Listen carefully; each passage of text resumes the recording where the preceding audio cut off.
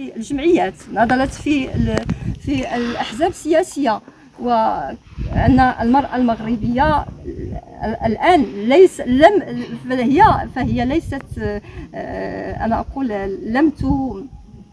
أنها المرأة المغربية فهي حاضرة بقوة حاليا عبر شبكة التواصل الاجتماعي، فهي تبدي رأيها وهي بلغت شيئا من الوعي، واعية بحقوقها، لأنها تدافع على قضايا الساعة كالحق في التمكين الاقتصادي، الحق في الصحة، الحق في التعليم إلى غير ذلك.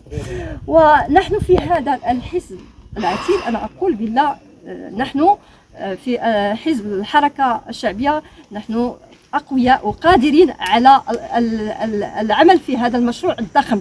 نتوفر على رجال وعلى نساء وعلى شباب متخصصين في مختلف الميادين، وعلى أطر أيضا، يعني في التعليم، في الصحة، في المقاولة إلى غير ذلك.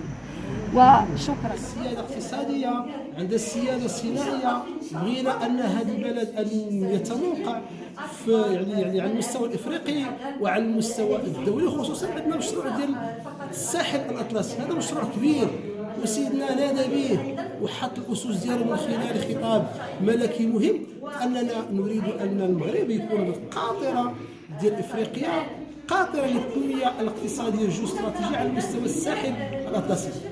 احنا كحزب حركة شعبية لا يمكن لنا إلا أن ننخرط في هذا المشروع، لا يمكن لنا إلا أن نسهم في هذه الرؤية، لأننا حزب ديال جميع المغاربة ونريد الخير للمغاربة ونريد الخير لهذا البلد، وراء صاحب الجلالة حفظه الله وأدام يعني هذه المهمة ديالنا حنايا، وسوف نبذل كل طاقاتنا من اجل تنزيل هذه الرؤيه. وشكرا لكم. شكرا.